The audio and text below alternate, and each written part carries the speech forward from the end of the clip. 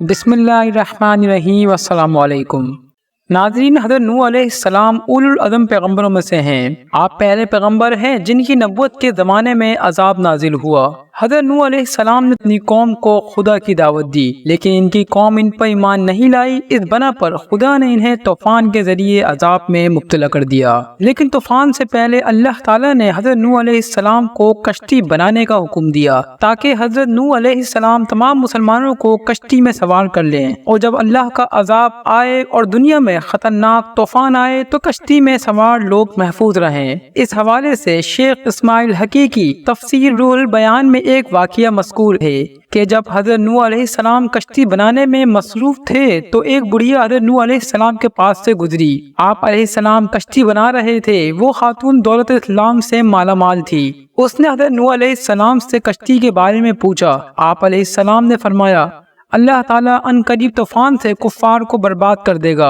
اور اہل ایمان اس کشتی میں بیٹھ کر بچ جائیں گے۔ تو وہ مومنہ بوڑھی عورت روز اللہ کے نبی علیہ السلام کے پاس اپنی گٹھی لے کر آتی اور کہتی، اے اللہ کے نبی، کب کشتی روانہ ہوگی؟ حضرت نوح علیہ السلام فرماتے، ابھی دیر ہے۔ تو وہ بوڑھی عورت شام تک بیٹھی رہتی۔ ایک دن حضرت نوح علیہ السلام نے فرمایا کہ اے بوڑھی عورت، جب کشتی روانہ ہوگی تو آپ کو بتا دیا جائے گا۔ تو وہ عورت واپس چلی گئی اور حضرت نوح علیہ السلام کے بلانے کا انتظار کرنے لگی۔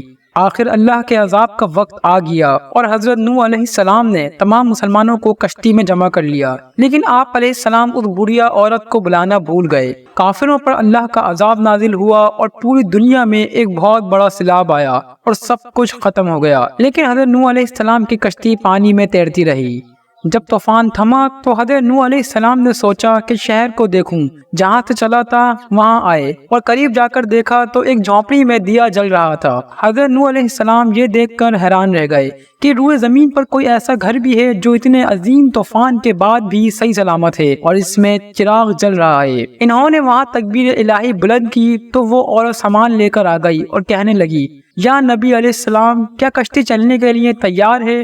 تو حضرت نوح علیہ السلام نے حیرت سے اس کو دیکھا اور کہا، سنو بڑھیا، کیا تمہیں کچھ بھی پتہ نہیں؟ وہ بوڑھی عورت کہنے لگی، یا نبی اللہ، مجھے کیا نہیں پتا؟ حضرت نوح علیہ السلام نے فرمایا، اتنا بڑا سیلاب آیا ہے، بارش آئی ہے، تمہیں کچھ بھی نہیں پتا چلا؟ بڑھیا کہنے لگی، اے اللہ کے نبی، مجھے تو بس اتنا پتا چلا ہے کہ بس ایک دن بادل گرجے تھے اور کچھ ہلکی سی بارش کی فوار پڑی تھی۔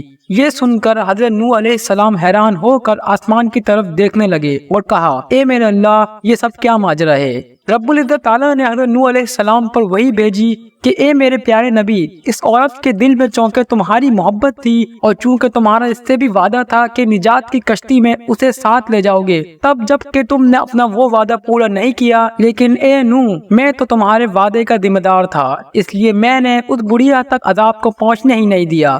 ناظرین، اللہ تعالیٰ اپنے مومن بندوں کی حفاظت اسی طرح سے کرتا ہے۔ مزید اس طرح کی ویڈیوز کے لیے چینل کو سبسکرائب اور ویڈیو کو لائک کر دیں، اور آپ اپنی رائے کا اظہار کمنٹ سیکشن میں کر سکتے ہیں۔